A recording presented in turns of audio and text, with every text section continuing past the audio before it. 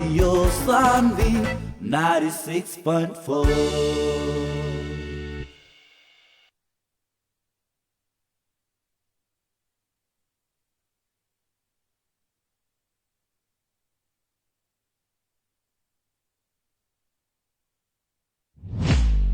कुछ छोटा, कुछ बड़ा, कुछ हल्का, कुछ गहरा, सीधा सवाल के सीधा जवाब।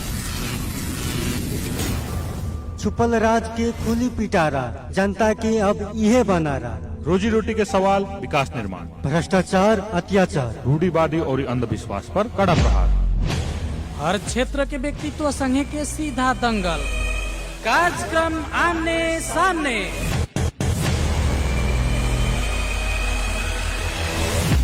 साता के 7 दिन सुबह 7:30 बजे से 8 बजे तक। कार्यक्रम आमने सामने। कार्यक्रम आमने सामने।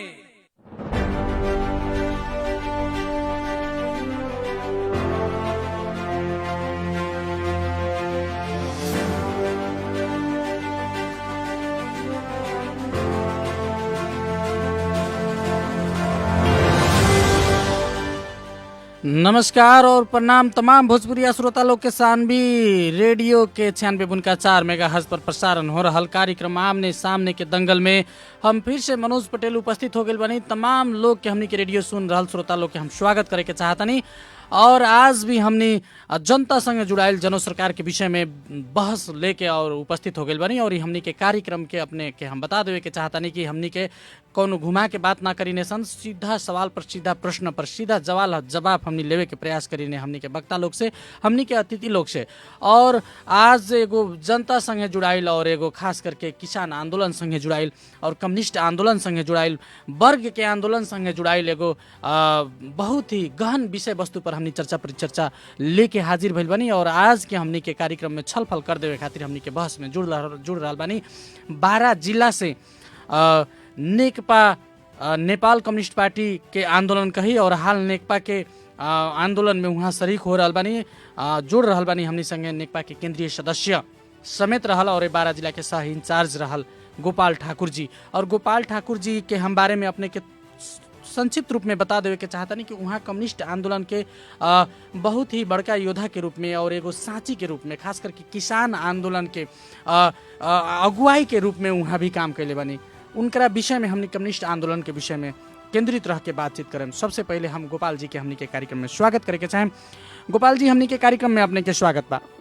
जी जी, बहुत बहुत धन्यवाद।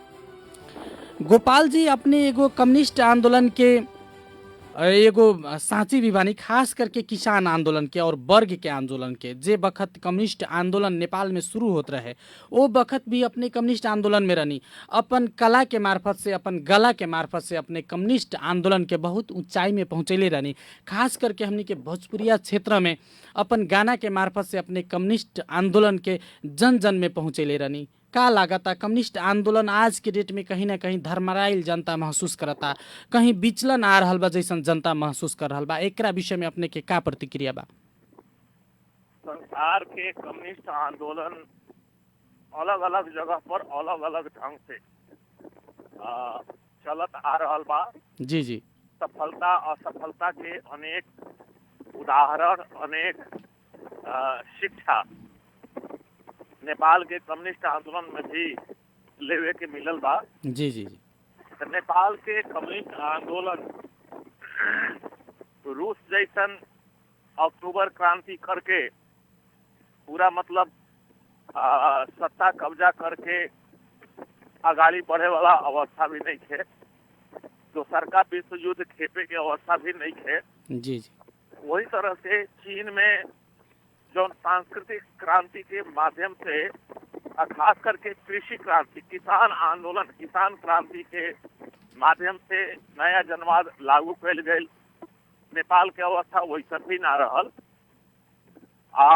तीसर बात कथी बा कि नेपाल के कम्युनिस्ट आंदोलन वो अवस्था में अभी संख्यात्मक रूप से, परिमाणात्मक रूप से नेपाल के सरकार संचालन कर रहल बा, प्रचंड बहुमत के साथ संचालन कर रहल बा। इहो संसार में एगो अजूबा चीज बा। जी जी, भारत में सीपीआई और सीपीएम के सरकार चलल 25-30 बरिस तक, लेकिन आज वो वहाँ दिखाई नहीं पड़त। आ वो अवस्था में नेपाल में जौन एगो वाइल बा सरकार, तो नेपाल के कम्युनिस्ट आंदोलन खास करके 2051 साल से जौन एगो पूंजीवादी व्यवस्था पर, वो पूंजीवादी व्यवस्था में संघर्ष करके आ वो आधार पर सत्ता संचालन में सहभागी भइल। वो समय में अल्पमत के सरकार रहे। आई पहिल बेर नेपाल में कम्युनिस्ट पार्टी के बहुमत के सरकार बा संघीय स्तर पर।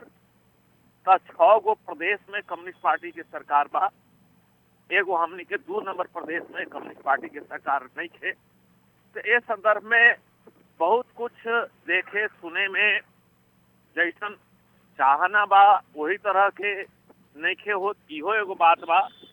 तो जैसन पहले के सत्ता संचालन के, पहले के सरकार संचालन के जौन अनुभव बा हमने के मतलब प्रतिद्वंदी लोग के, जी जी जी, वो परिस्थिति नहीं थे। वही से निराश होके के कुछो ना भइल कहे वाला विषय वो अपने आप में भी सत्य नहीं थे। वही तरह से अब तो सब कुछ ले लेनी, जथी करम तथिए होई, वैसन किस्म के एगो विश्राम लेवे वाला आ संतोष करे वाला जगह भी नहीं थे। वही से ये दोनों अति के बीच में अगर रह के कम्युनिस्ट आंदोलन के बारे में हमनी के बात करता नहीं नेपाल के, तो हमनी के बहुत कुछ बात सामने आई। आ वो में जहाँ ठीक बा वहाँ और ठीक कैसे कही जाई, आ जहाँ कुछ व्यतीत हो रहा बा, जहाँ अभी हमनी के नजर नहीं पहुँच सकल, वहाँ नजर के नहीं पहुँचावल जाई। लेकिन गोपाल जी, बढ़िया जी जी जी गोपाल जी, लेकिन हमने के अपने के गाना सुन सुन के अपने के किसान आंदोलन के, किसान के बारे में जौन गाना गईनी, अपने अपन नसीब बनावे वाला अपन हाथ बा जौन गाना बनी, अपन विकास अपने करे के परी कह के अपने लोग नारा लेके आईनी। 12 जिला में अपने मुखलाल महतो जी के आंदोलन में अपने लोग शरीक होके किसान आंदोलन के आगाड़ी बढ़ेनी। अपने लोग के गाना सुन सुन के हमनी लइकाई से जवान हो गईनी, अपने लोग के बात सुन सुन के किसान के, लेकिन परिवर्तन ना भइल। बार बार नेकपा के सरकार बनल, कम्युनिस्ट लोग के सरकार बनल, अभी नेकपा बा, इससे पहले नेकपा एमाले के नेतृत्व में कई बार सरकार बनल। कुछ गनल चुनल हम कहें, कुछ गनल चुनल जन के भावना अनुसार कार्यक्रम आइला पर भी खासे किसान के परिवर्तन, खासे मजदूर के परिवर्तन और खासे हमनी के जौन वर्गीय आंदोलन के अपने लोग वर्गीय नारा सब लगैनी, ई सब कोनो अभी वैसे ही बा, जीव के त्यों बा, किसान के अवस्था ऊपर अभी तक ले आवे नहीं के सकल। अपने जौन बात कहता नहीं वो बात पूरा के पूरा हमने के शायद देखे नहीं के सकत। जी जी, ऐसे कि पहले अब किसान के मतलब कि खेतीहर मजदूर तक के भी वही में रहे। जी जी जी, तो जौना बेरा अपने मुखलाल महतो जी की बात करता नहीं, मुखलाल महतो जी के नेतृत्व में उनकर जौन शहादत भइल, वो आंदोलन में हमनी से पहिलका पीढ़ी के, हमनी के बाबूजी, जी जी, हमनी के बाबा लोग के उम्र के लोग, वो लोग के समकक्षी लोग के में संलग्नता रहे, हमारे बाबूजी के संलग्नता रहे। बाकी वो समय के जौन गाना बजाना आ चाहे एगो मतलब गीत संगीत संस्कृति जो रहे वो हमने की विरासत में मिलल, हमहू हमें कोशिश कैनी। जी जी, अब हम अपना समय से अपने के गना रहल बनी। जी जी जी, 2046 साल में सबसे पहले नेपाल से पंचायती व्यवस्था गई। वो निर्दलीय पंचायती व्यवस्था रहे, एक तरह से स्वेच्छाचारी राजतंत्र के एगो बहुत बड़ा कवच के रूप में रहे, ओकरा के हमने का फेंक दी। तो वो समय में हमारा याद बा कि खेतीहर मजदूर के बनिहारी रहे, हमरा के यहाँ 18 घंटे शेर चलत रहे। जी जी, 18 घंटे शेर से 4 से, आ दिन में अगर खाना खिया के काम करावे के बाद 18 घंटे 3 से।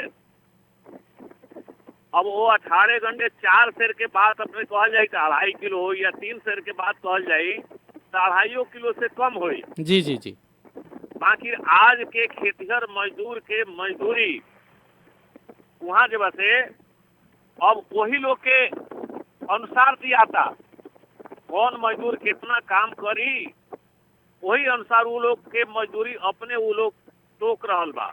नंबर 1। नंबर 2, जौना बेरा किसान आंदोलन मुखलाल महतो जी के शहादत के साथ अगाड़ी बढ़ल, वो बेरा सपना सुनत रही कहे वाला भी एगो गीत रहे जी जी कि सपना सुनत रहनी से हो विधि अखिया देखावे रे की। लेकिन वो कम्युनिस्ट लोग के डर से त्रसित होके राजा महेंद्र बाध्य होके पंचायती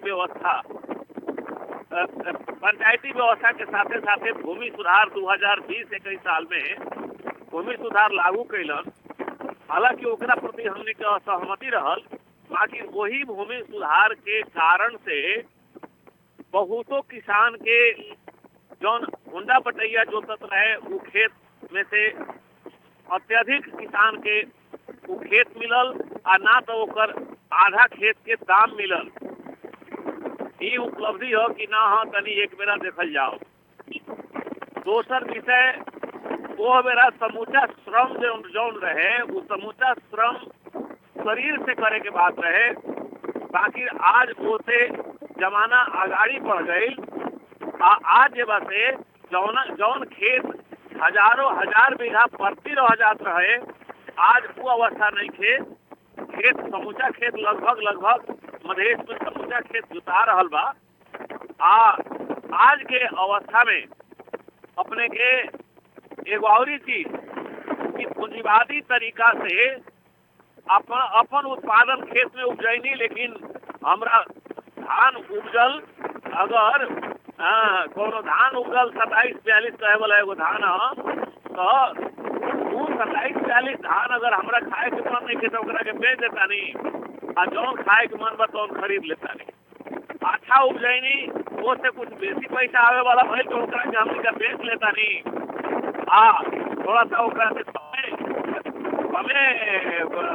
दाम वाला अगर धान के चावल खाए के मन बा तो वो आज हमनी का खरीद लेता नहीं। तो ये समूचा जौन उपलब्धि बा, ये सब जौन अवस्था आइल लोग के मतलब दैनिक जीवन में जो बदलाव आइल वो में कहीं ना कहीं कम्युनिस्ट आंदोलन बा। वही से ये कम्युनिस्ट आंदोलन के भीतर किसान आंदोलन पूरा के पूरा असफल हो गई। ऐसा सोचा भी हमनी के थोड़ा सा मतलब वास्तविकता से तनका अलग होई की गोपाल जी हम अपने के ही लंग रोकेम और हमनी के शायद लागत था कि अपनी यात्रा में बानी कोनो गाड़ी में बानी, थोड़ा देर हमनी के जनता लोग के खातिर खास करके अपने के आवाज सुन रहा हमनी के रेडियो के श्रोता लोग के खातिर तनका थोड़ा देर खातिर विश्राम अपने लोग देवल जाओ यात्रा के। हमरा ऐसा लागत था कि अपने लोग कोनो यात्रा में बानी, साउंड थोड़ा कट के आ रहा बा। और लेकिन हम यही में ये जोड़े के चाहें गोपाल जी की किसान के आंदोलन अपने के कहनी है कुछ सही में कुछ उपलब्धि अपने लोग गनैनी है उपलब्धि कहनी है, लेकिन आज भी महंगाई के अगर हमनी के दर देखल जाओ महंगाई कितना ऊपर चल गई और किसान लोग के रोजी रोटी के हालत अभी उहे बा। किसान लोग अभी भी अपन उपजाऊ के अपन दाम ठीक से नहीं के लगावे सक रहा। किसान लोग के आज भी मार्केट कहीं ना कहीं नहीं के मिल रहा। अपन उपजाऊ के अपन बाली नाली के बाजार तक ले उ लोग के पहुँचावे के अभी भी कठिनाई हो रहा बा। किसान के जौन विकास बा और कम्युनिस्ट के जौन अपने लोग नारा लेके यानी कि हमनी एकदम धीमा गति में ना द्रुत गति में हमनी विकास करके लेके जाए आगे बढ़े कह के पटक अपने लोग सरकार में गई नहीं, लेकिन अभी तक कम से कम ई बार तो एकदम बरियार सरकार बा अपने लोग के। अभी अगर अच्छा से काम ना करे सकल जाई तो फेन कम्युनिस्ट आंदोलन फेनु पिछाड़ी हो रही धकलाए के संभावना बा। अपने के हम तनका पछाड़ी ओरी ले चले के चाहतनी।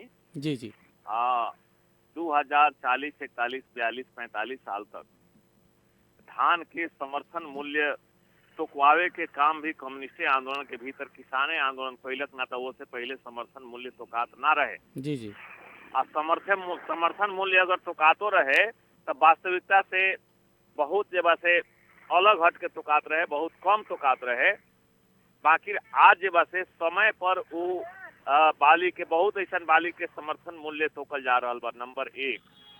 नंबर 2, आज जगह से अनुदान जौन देहल जा रहा बा, पहले भी अनुदान आवे लेकिन पहले के अनुदान उतना सार्वजनिक रूप से किसान के हाथ में ना जात रहे, आजो जा रहा बा। अपने कह सकतानी जैसे एसवे कुछ कमी रह गई, समय पर खाद ना आवे सकल। जी जी समय पर खाद ना आइला के चलते धान बाली में हमनी के समस्या भइल। तो ऐसा समस्या भी हमनी के झेले के पड़ता। वो एक तरफ बा। तो दूसरा तरफ नीतिगत रूप से कृषि औजार में अनुदान बा, अपने के जब से बाली के सुरक्षा के संदर्भ में भी आज के दिन में अनुदान बा।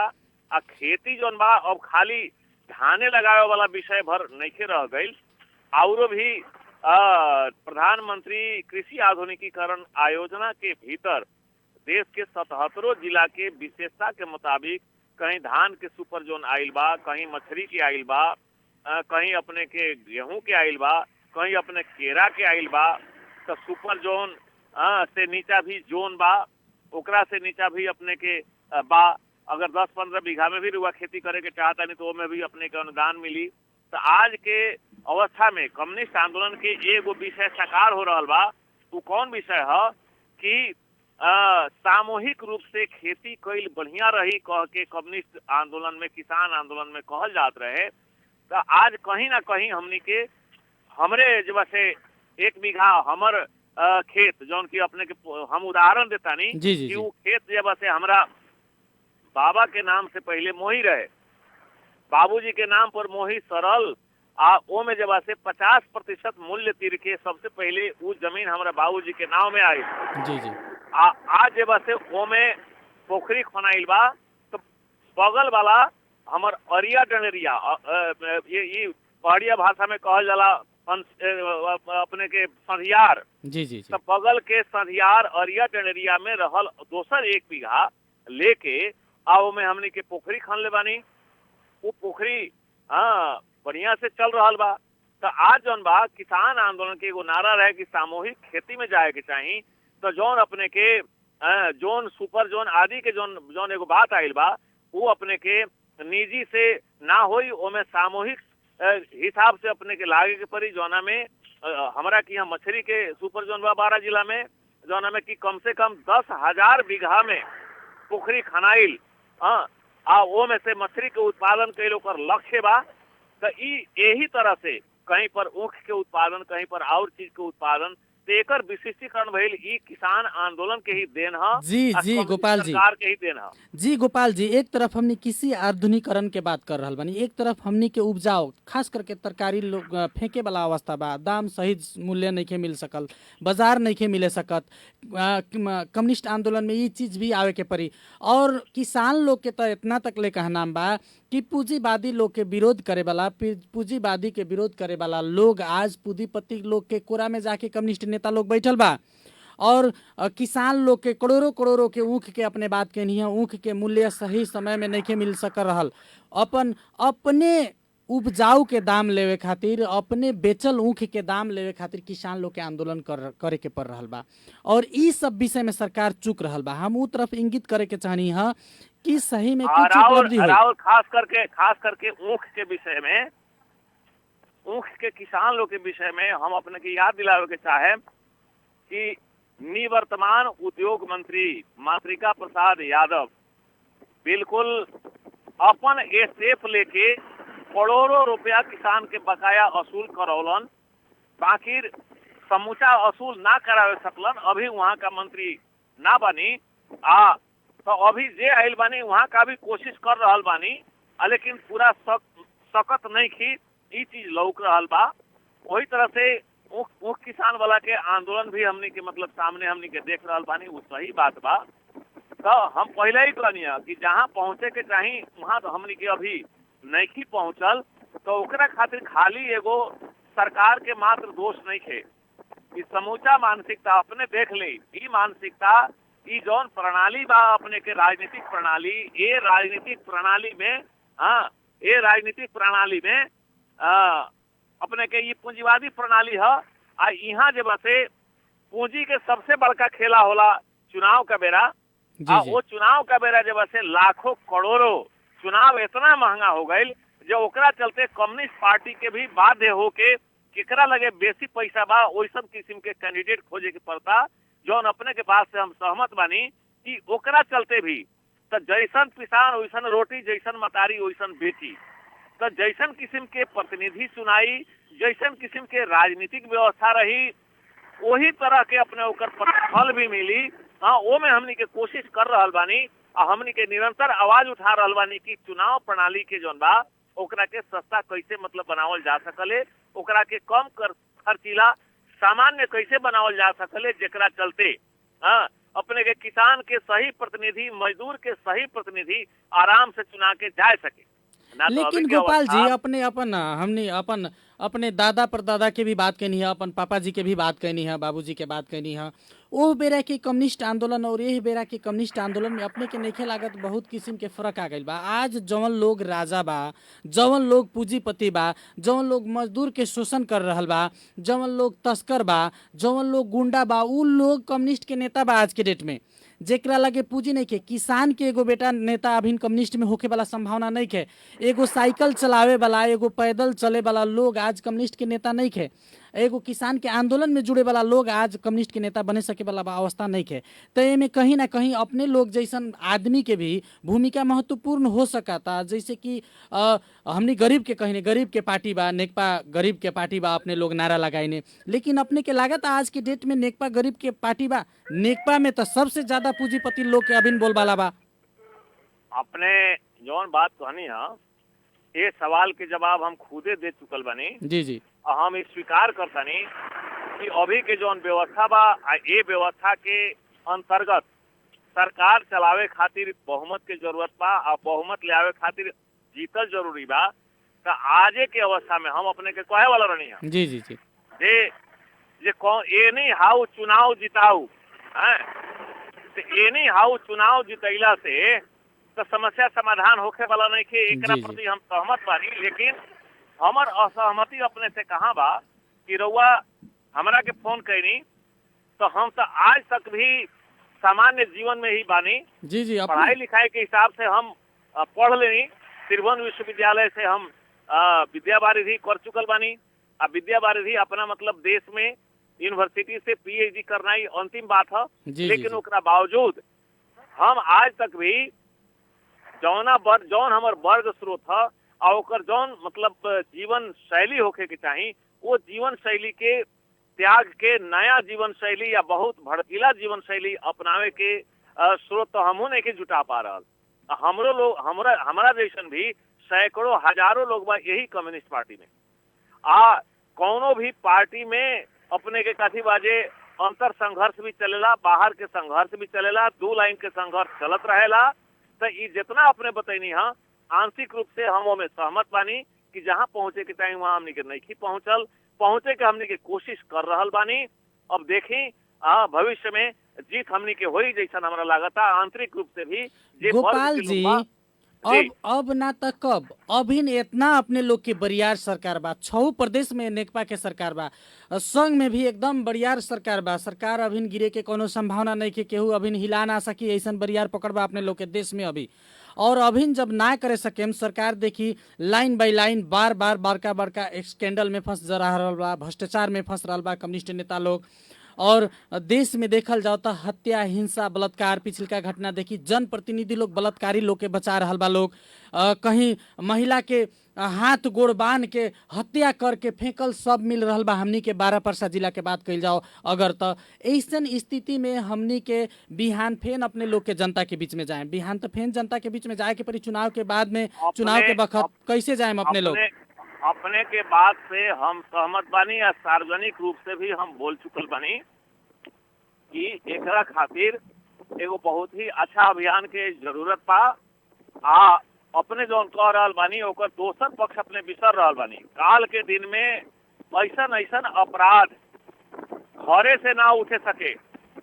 जी जी, बेटी के पतोह के बदचलन कह के मार के घरे में गाड़ देहल जात रहे, कोनो केस ना उठत रहे, कोनो मीडिया वाला विषय ना रहे, सार्वजनिकीकरण ना होत रहे, जेकरा चलते ओकर अनुसंधान भी ना होत रहे। तो आज ये बातें वो मीडिया में भी उठे वाला बात सार्वजनिक रूप से अपने जो बोल रहल बानी, अपने के बात के हम स्वीकार कर रहल बानी।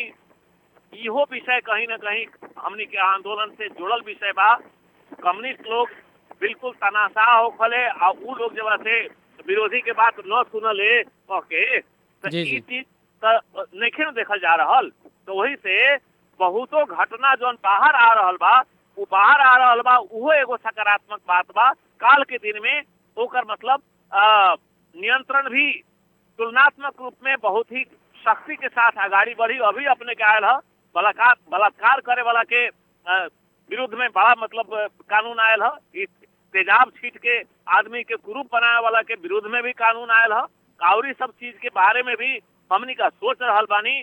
आ 5 वर्ष में अभी अपने के लगभग तीसरका बरस चल रहा बा। ई अंतिम बात नहीं खे। आ ओकरा बावजूद भी हम अपने के बात से एगो सहमत बानी। जनता के अच्छा लागी तो हमनी के अगला चुनाव में फिर से हमनी के रिपीट करी, फिर से हमनी के ले आई। अच्छा ना लागी तो फिर दूसरा कोनो के ले आई। लेकिन एगो चीज हम ई दावा करे के चाहतानी कि जहाँ जहाँ से कम्युनिस्ट व्यवस्था समाप्त भइल बा उहाँ वो समय में जौन समृद्धि रहे, जितना लोग के सुख सुविधा रहे, वैसन सुख सुविधा कहीं नहीं थे। भारत में भी पश्चिम बंगाल से कम्युनिस्ट पार्टी के सरकार हट गई, लेकिन वहाँ के परिस्थिति का बा, वहाँ के परिस्थिति भी अभी अपने के ठीक नहीं थे। त्रिपुरा के देखी, और जगह के देखी, रूस ओरा गई, मैंने सोवियत संघ ओरा गई, 16 गो देश बनल, 16 के 16 देश तबाह बा। अपने जी देश कहीं ना कहीं अपने संकेत करता नहीं नेपाल में जौन कम्युनिस्ट आंदोलन बा नया दिशा में एकरा के रूपांतरण करके ले जाए के जरूरी बा। हम अपने के बात यही लंग रोके हम गोपाल जी हमनी के कार्यक्रम के अंत और आगे बानी। आधा मिनट में संक्षिप्त में कंक्लूजन में कहीं अब का जनता किसान के खातिर सरकार का लेके आई, क्या करे के योजना में बा, और अपने लोग के जौन वैचारिक आंदोलन बा वैचारिक आंदोलन के कैसे ऊंचाई में पहुंचाएम, कैसे जौन पूंजीपाती लोग अपने के पार्टी के कब्जा कर रहा बा, कुछ चैते कम्युनिस्ट लोग अपने के कम्युनिस्ट आंदोलन के हमला बोल रहा बा, उ लोग के कैसे रोकेम? वो सब केहू के रोके के न्यूनीकरण करे के प्रयास हमनी के जारी रखले बानी। आ खास करके कम्युनिस्ट आंदोलन के कम्युनिस्ट पार्टी के बुनियाद है द्वंदात्मक ऐतिहासिक भौतिकवाद। और सबसे बड़ा दुष्कर्म अभी हो गई बा कि द्वंदात्मक ऐतिहासिक भौतिकवाद के भूल के हमने के जी रहल बानी गणतंत्र में, लेकिन पूजा कर रहल बानी अभी मतलब बड़का महाराजा लोग के, राजा लोग के, चाहे वो राम के नाम होके, कृष्ण के नाम होके, विष्णु के नाम होके, भगवान शंकर के नाम होके, अपने के हम कहे के चाहता नहीं। भगवान शंकर जौन की 75 वर्ष के बूढ़ अवस्था में 10 वर्ष के गोमा नाम के लड़की से शादी करावल स्वस्थानी हमनी के पढ़े तो हमनी के मतलब कहीं समृद्धि होई। जी गोपाल जी हमनी के यही लंग रोके हम अपने के बात बहुत अच्छा रहा। सही समूचा चीज के हमनी के देखे आ एकरा के मतलब जौन यथार्थ के धरातल पर आगाड़ी बढ़ावे के हमनी के काम करें, एमे निरंतर लागल बानी। आ काम करे के क्रम में सफलता भी होला, असफलता भी होला, और सफलता से भी सीखेम। समय देनी, हमरा से बात करनी, समूचा श्रोता लोग के हमार बात सुनेनी, एकरा खातिर अपन लोग के बहुत बहुत धन्यवाद। रेडियो शांति के भी हम धन्यवाद देते। जी बहुत बहुत धन्यवाद। हमनी के गोपाल जी के भी हमनी के नेकपा के केंद्रीय सदस्य हमनी संगे जुड़ देनी है एकरा खातिर, और खास करके सत्येंद्र जी के धन्यवाद। अगला कार्यक्रम में अगला बहस में हम फिर उपस्थित होके आज के खातिर हमनी के कार्यक्रम के अंत के ओर आ गए बानी। हमरा के ई कार्यक्रम सुन के सहयोग करनी है एकरा खातिर बहुत बहुत धन्यवाद। और जरूर एमे कुछ कंक्लूजन निकलल होई, अपने लोग आगाड़ी कैसे बने अपन निर्णय बा, जनता लोग के अपन निर्णय अपने खुद ली, अपन मालिक अपने लोग खुद बानी कहत। हम आज के खातिर मनोज विदा चाहेम। नमस्कार, प्रणाम, शुभ दिन।